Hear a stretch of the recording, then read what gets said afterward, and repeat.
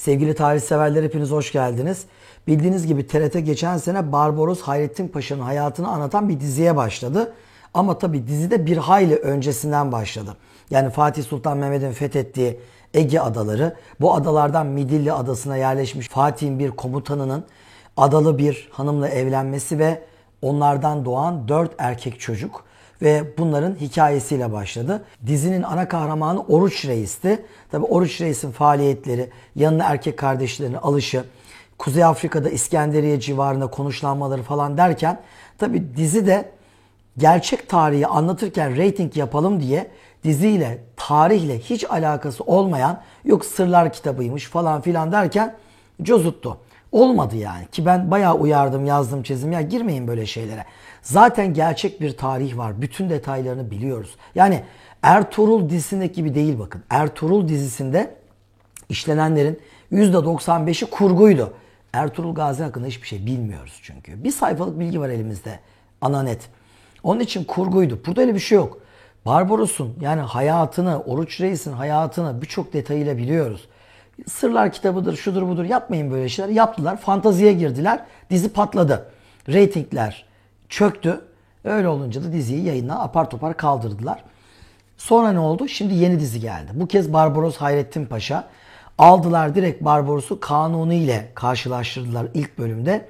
Ve şimdi ikinci bölümde yayınlandı. 1 ve 2. bölümün ışığında size bu videoyu hazırlama durumundayım. İlk 2 bölümü de bizzat canlı olarak izleyip sosyal medya mesajlarımla göze takılanları sizinle paylaşmaya çalıştım. Merak ettiğiniz birçok soru var. Bunların cevabını tek tek vereceğim. Hazırsanız başlıyoruz.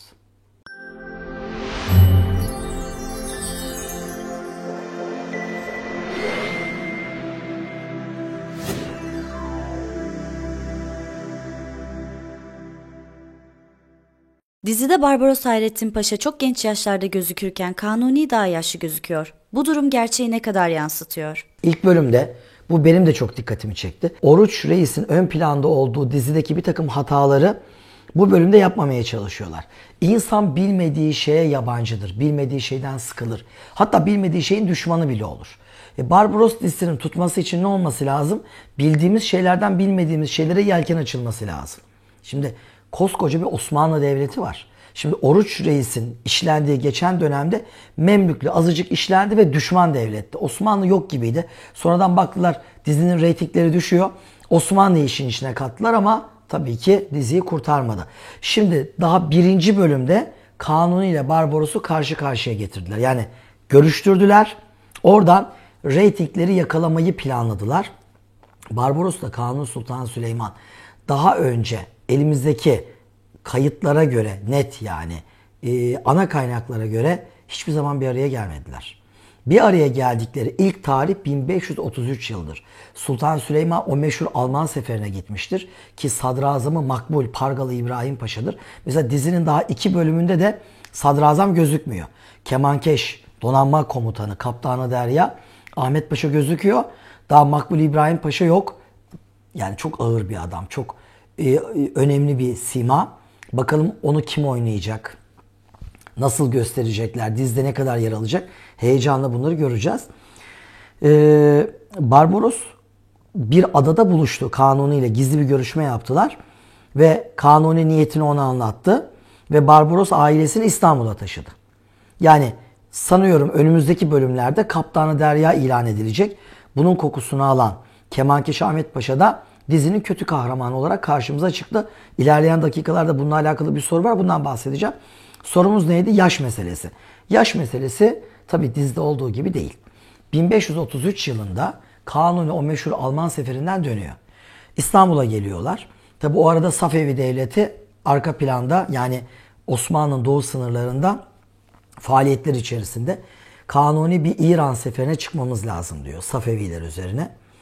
Sadrazamı Makbul İbrahim Paşa'yı Halep'e gönderiyor. Sen git ben arkandan geleceğim diyor. İbrahim Paşa Halep'e gidiyor. İşte o günlerde Barbaros Hayrettin Paşa İstanbul'a geliyor. Ve İstanbul'da Sultan Süleyman'la buluşuyorlar. Bu meşhur bir hadisedir. Hatta Arif'in Süleymannamesinde bunun minyatürleri de vardır. Buluşuyorlar. Barbaros Hayrettin Paşa'ya Kanuni diyor ki seni kaptanı Derya yapmak istiyorum. O da kabul ediyor. Ertesi günü Divan-ı Hümayun'da kaptanı derya olarak arz ediliyor. O makama oturuyor ve ondan sonra da Kanuni diyor ki şimdi biz burada bir toplantı yaptık diyor, divan toplantısı.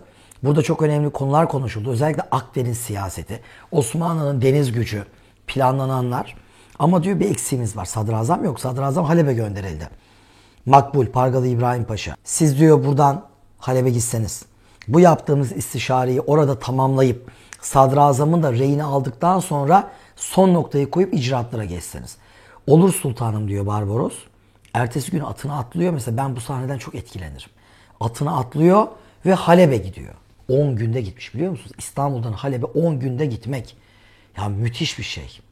Hatta Vakanius olayı anlatırken diyor ki Konya'da Mevlana'nın puşudesini öpecek kadar vakit bulmuştu diyor. Mevlana'nın puşudesini. Hayrettin Paşa için. Oradan yola devam ediyor. Şimdi dizide genç, siyah sakallı, yani baksanız böyle 30 yaşlarında bir Barbaros Hayrettin Paşa var. Kendisiyle görüştüğü Kanuni de 50 yaşlarında gibi gözüküyor. Halbuki işin doğrusunu söyleyeyim. Hatta o gün dizi izlerken tweet attım. Gençler hayal kırıklığına uğrayacak ama diye. Barbaros Hayrettin Paşa ile Kanuni 1533 yılında İstanbul'da Topkapı Sarayı'nda görüştüler. Görüştüklerinde Barbaros Hayrettin Paşa 64 yaşındaydı. Kanuni Sultan Süleyman 38 yaşındaydı. Evet, aynen böyle. Hatta Arifi'nin meşhur Süleymannamesinde bunun minyatürü var. Minyatür çizilmiş. Minyatürde gayet genç. Yani baktığınız zaman evet bu 38 yaş diyeceğiniz Kanuni Sultan Süleyman minyatürde oturmuş, tahtta oturmuş. Arkasında 2 tane Enderun talebesi var. Normalde padişahın huzurunda oturamazsınız. Ayakta durursunuz. Fakat karşısındaki kaptanı derya yapacağı o büyük deniz adamına hürmet besliyor Kanuni. Hürmeten onu oturtuyor önünde. Daha alçak bir koltuk getirilmiş. Koltuk karşısına konulmuş. Barbaros önüne oturmuş. Sultan Süleyman'ın önünde oturabilmek büyük lütuf. Onu söyleyeyim size. Kar gibi bembeyaz sakallı yaşlı bir dede oturuyor karşısında. Yani 64 yaşında. Düşünün 64 ya. Bugün bizim ülkede millet 50'sini gördüm hemen emeklilik. Hemen böyle bir kefen hazırlama. Bizden geçti artık evladım. Siz yaparsınız falan. Bu ne? 64. Ertesi gün atına atlıyor. 10 gün at sırtında hiç durmadan Halep'e gidiyor.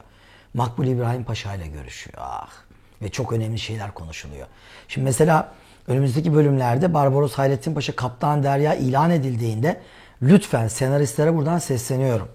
Bu anlattığım şeyleri diziye yansıtın. İnşallah bunları koymuşsunuzdur. Yani şu Kanuni ile diyalog olsun. At sırtında gitsin Barbaros Hayrettin Paşa Halep'e. Konya'da Mevlana'nın puşudesini öpsün. Bugün Mevlana'yı kötülemeyi kendine vazife edinmişler. Utansınlar Barbaros'un o hürmetinden. Kanuni de gidiyor kaç defa. Bunların hepsi aptaldı. Bunların hiçbiri bilmiyorlardı Mevlana'nın ne olduğunu. Bugün böyle 2 tane adam var. 3 tane değil. Bunlara böyle vahiy inmiş, aydınlanmışlar. Mevlana şöyle kötüydü. Yok Şems Tebrizi Müslüman bile değildi. Bunların yatacak bile yeri yok.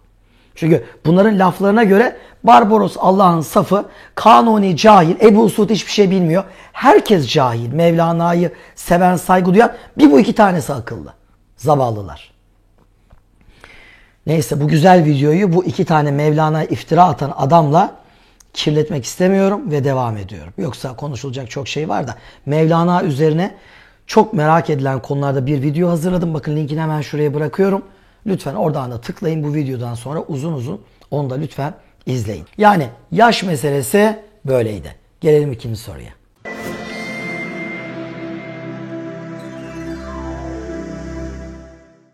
Dizide Barbaros Hayrettin Paşa neden kızıl sakallı değil? Bu doğru. Barbaros Hayrettin Paşa hiçbir zaman kızıl sakallı olmadı. Abisi Oruç Reis kızıl sakallıydı ve aslında Barbarossa yani kızıl sakal Fransızca bir cümle. Barbarossa kızıl sakallı demek. Normalde bu ünvan Barbaros Hayrettin Paşa'nın değil, yani gerçek adıyla Hızır Reis'in değil, abisi Oruç Reis'in ünvanı.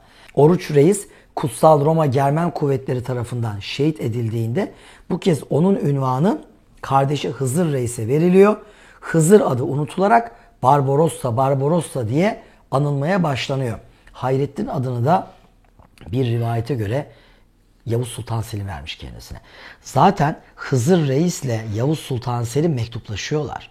Yani Yavuz Sultan Selim 1512-20 arasındaki 8 yıllık saltanatında gözüne kestirmiş bu yiğit deniz adamlarını. Onlara mektuplar göndermiş. Onlara elense çekmiş.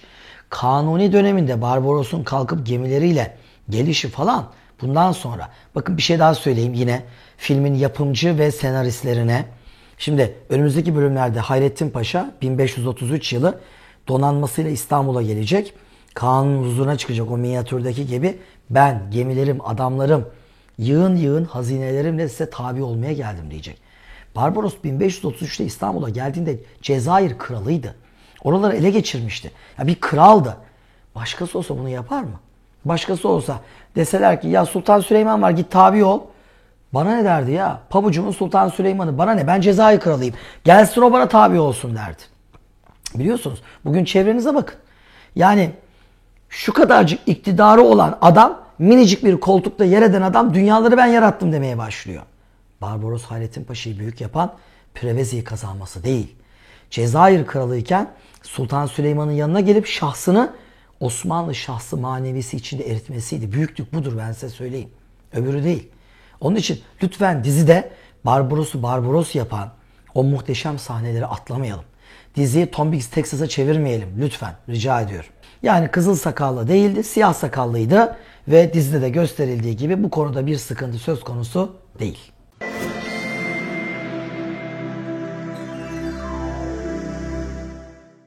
Dizide Barbaros Hayrettin Paşa'nın oğlu Hasan karakteri var. Gerçekte böyle bir kişi var mı? Varsa hangi icraatları var? Kabri nerede? Aynen dizide olduğu gibi Barbaros Hayrettin Paşa'nın Hasan diye bir oğlu var. Bir de çok karıştırılan Hasan adında bir de evlatlığı var. Osmanlı toplumu çok büyük bir toplumdu. İnsanlar çok rahatlıkla annesiz babasız orta kalmış çocukları evlat edinebiliyorlardı. Burada bir yaram var. O yaramı söylemeden geçemeyeceğim. Bakın benim çocuklarım var. Çocuğumuz oluyor bir sıkıntı yok. Ama ben yıllardır bu ülkede Türkiye'mizde şehir şehir gezip Osmanlı'yı, onların devşirme sistemini, insanları evlat edinip kendilerine mal ettiklerini, okuttuklarını, dağdaki çobanları Kanuni'ye, 2. Selim'e damat yaptıklarını, bu bir fazilet anlatan biri olarak dedim ben de evlat edinmeliyim. Elin Angelina Jolie'si bir sürü çocuk evlat edindi, benim neyim eksik dedim. Bakın Vietnam'a gittim. Vietnam'a kadar gittim. Güney Afrika'ya, Mozambik'e kadar gittim. Şu anki Türkiye Cumhuriyeti yasalarında sizin evlat edinmeniz yasak. Ha böyle himaye bunlar var. Kaç tane hukukçuyla görüştüm. Yasak. Lütfen bu yüz karası nokta değiştirilmeli. Türkiye'de bizim insanlarımız rahatlıkla evlat edinebilmeli. Düne kadar dünyaya kucak açmış, dünya üzerinde nerede bir yetimin gözü yaşarıyorsa ona sahip çıkan bir toplumken biz bugün bunu yapamıyoruz. Fransa'ya konferansa gidiyorum ki en az 40 defa gitmişimdir. Fransız bembeyaz kadın çok özür dilerim köpek gezdirir gibi 4 tane zenci çocuğu almış sokakta gezdiriyor. O Afrikalı çocuğu evlat edinebiliyor. Ben Türkiye'de bunu yapamıyorum. Bosna Savaşı olduğunda on binlerce anne babası öldürülmüş boşnak çocuk Türkiye'ye gelemediler. Ben o zaman liseye gidiyordum. Annem babam bile adını yazdırdı. Biz çocuk almak istiyoruz diye. O çocukların tamamı Almanlara gitti. Hepsi Hristiyan oldu. Lütfen bu yüz karası sistem değişsin ve biz istediğimiz şekilde dünya çocuklarına sahip çıkabilelim. Yani bakın altın çizerek söylüyorum. Barbaros Hayrettin Paşa kendi döneminde öksüz yetim bir çocuk buldu. Hasan adında onu evlat edindi. Kendi oğlu Hasan'dan, ikisinin adı Hasan, hiç ayırt etmedi. Bu iki çocuk da çok büyük kahramandır. Söyleyeyim size. Mesela Hasan adındaki kendi oğlu Barbaros Hayrettin Paşa'dan sonra uzun yıllar Cezayir'i yönetmiştir. Hatta Fas'ın Osmanlı'ya tabiyetinde Hasan adındaki oğlunun çok ciddi faydaları vardır. Bir rivayete göre Turgut Reis'in damadıdır. Cerbe Savaşı'na katılmıştır. Yani baba öldükten sonra Barbaros Hayrettin Paşa onun boşluğunu uzun yıllar Cezayir'de doldurmuştur. Mesela Kocaeli'de bir ara Sancakbeyliği yapmış. İzmit. Barbaros'un oğlu Hasan Paşa. Bir ara Menteşe'ye gönderilmiş. Menteşe bölgesi bugün Muğla Milas civarı. Oralarda Sancakbeyliği yapmış. Yıllarca Cezayir Beylerbeyliği yapmıştır. Ve oğlu Hasan Paşa nerede yatıyor bugün? Babasıyla Beşiktaş'taki türbede yatıyor. Barbaros'un cenazesi oraya defnedilmiştir. Barbaros Hayrettin Paşa'nın hanımı orada metfundur. Ve oğlu Hasan Paşa'nın da kabri orada. Bir de yetimi yetiştirmesi olan Hasan Paşa var. O da dehşet bir adam. Bu Schalke'nin özellikle Kuzey Afrika'da bir mağlubiyeti vardır. Darmadağın olmuştur. Schalke'nin Cezayir mağlubiyeti. Ben önümüzdeki bölümlerde size anlatırım bunları. O büyük mağlubiyetini sağlayan Barbaros Hayrettin Paşa'nın yetimi yetiştirmesi olan Hasan Paşa'dır. O da muhteşem bir adamdı. Bu iki önemli Hasan karakterinin de inşallah faaliyetlerini dizinin ilerleyen bölümlerinde görmeyi arzu ediyoruz.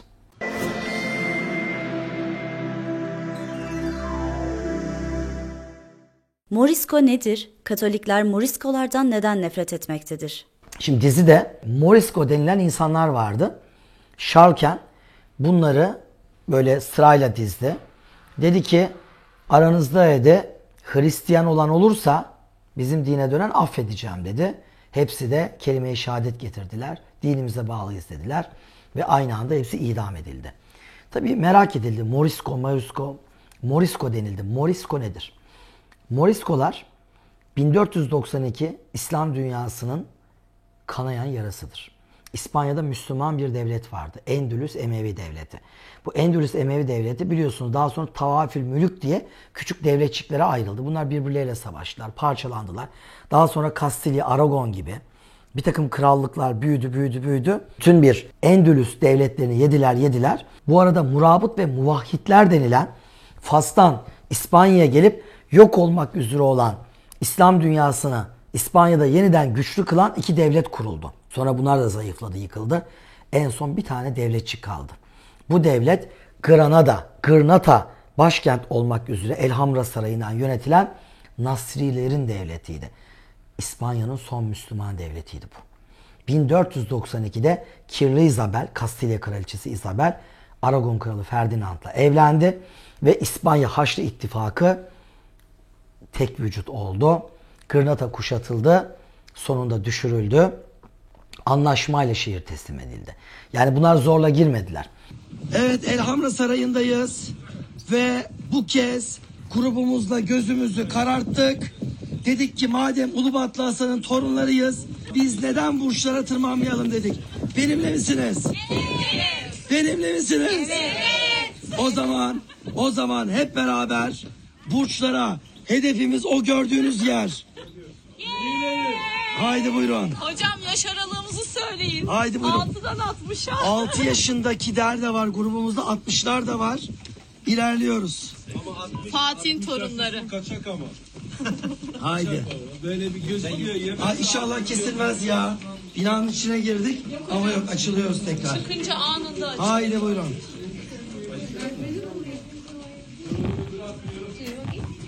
Evet, devam. Buyurun, en büyük burca doğru gidiyoruz. Yorulmak yok, vazgeçmek yok, söz verdiniz.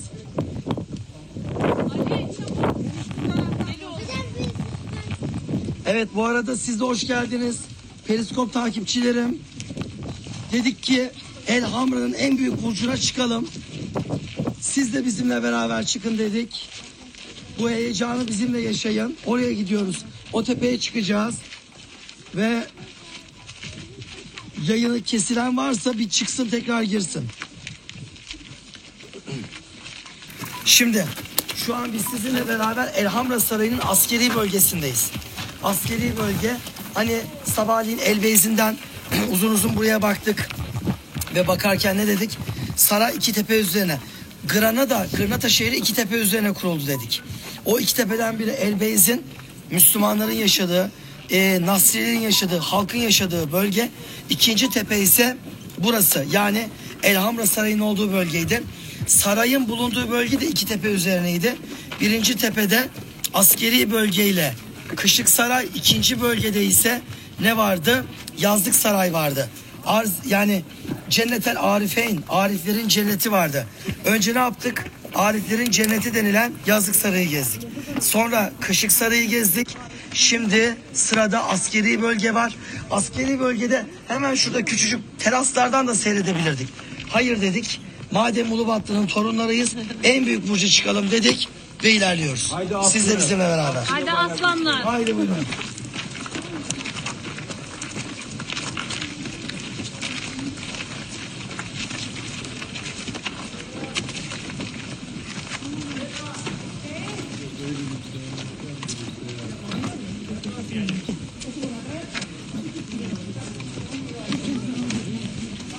Devam götürüyorum. Haydi arkaya bakmak yok. Arkaya bakan kaybeder. Geliyorlar mı tek başıma mı kaldım? Yok. Sumurlarları geliyor görev kişiler arkasında.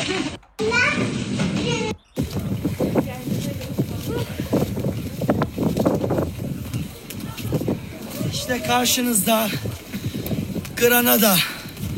Avrupa'nın düşen son kalesi burası. Son kale. 1492'de o yılın başında şu gördüğünüz burçta hala Müslümanların bayrakları dalgalanmaktaydı. Ama Avrupa'nın son kalesi Granada o yılda ne yazık ki düştü. Müslümanlar birbirine düşünce zaten önce kalpler düştü, akıllar düştü, sonra kaleler düştü. Hadi şu manzaraya hep beraber bakalım. Son Granada hükümdarı anahtarı teslim ederken dedi ki benim ülkemde o zaman tahminlere göre 80 bin civarında Müslüman sadece Granada'da yaşıyor. 80 bin. Müslümanlara dokunulmayacak, Müslüman mahallelere bir tecavüzde bulunulmayacak, Müslümanlar dinlerini, ibadetlerini özgürce yaşayabilecek. Yani Isabel'le böyle bir anlaşma yapıldı. Tamam denildi. 4 yıl sürdü.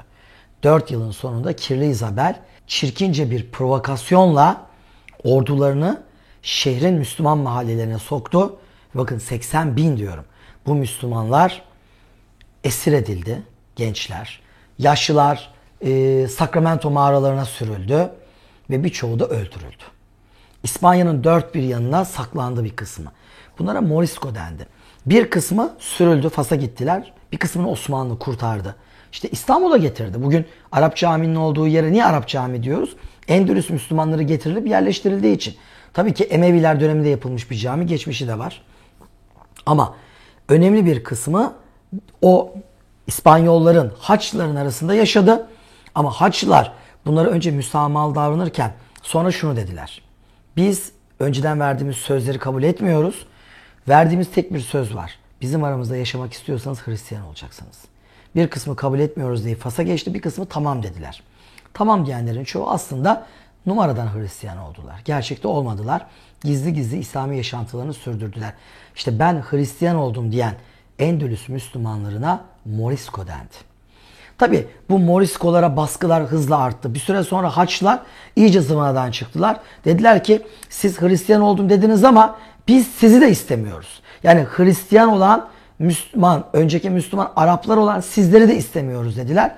Bunları hunharca katlettiler. Birkaç defa bunlar ayaklandılar. Ve sürecin neticesinde sindirildiler. Bunlara zorla domuz etleri yedirildi. Okullara giden çocuklarına domuz etleri yedirildi. Ağızlarına içkiler dayandı. Neler neler. Ve güya yok ettiler. Ama açık konuşayım. Ya bak her şeyi bırakın. İspanya ve Fransa değil mi? Dip dibe. Arada bir tane sınır var. Bir İspanyol'a bakın, bir Fransız'a bakın. Bunların hepsi aynıydılar. Hiçbir Fransa İspanyol benziyor mu birbirine? Fransız sapsarı, beyaz tenli, soluk benizli tipler. Kadını da erkeği de. İspanyollar nasıl? Kara kaşlı, kara gözlü, adamları tüylü, ne bileyim kadınlarını biliyorsunuz esmer tenli, elmacık kemikleri çıkık, yanaklar. Yani bakıyorsunuz Kuzey Afrika simalılar. Yani Müslüman bunlar. Bugün İspanya nüfusu içinde çok ciddi bir nüfus. Diyorlar ki biz Müslümanız. Yani Müslüman köklerimiz var. Biz bunun farkındayız diyorlar. Ve şu an Avrupa'da o kadar çok İspanyol her gün Müslüman oluyor ki o kadar çok yani. Adamlar şaşkın.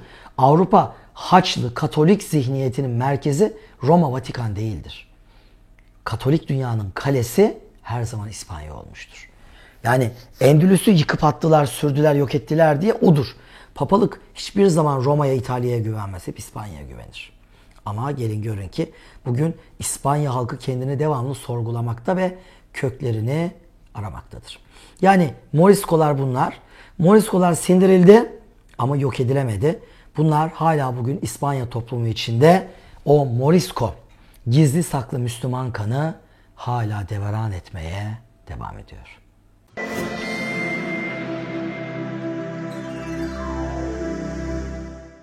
En son yapmış olduğum bir film analiz videosu Avatar dahil tarihle ucundan kenarından alakalı ne varsa bunları sizlere taşımaya çalışıyorum. Barbaros Hayrettin Paşa dizisini de izlemeye ve diziyle alakalı gözümüze takılan tarihi gerçekleri sizlere yorumlamaya çalışacağım. Bizden ayrılmayın. Tarihle kalmaya devam edin. Selamlar.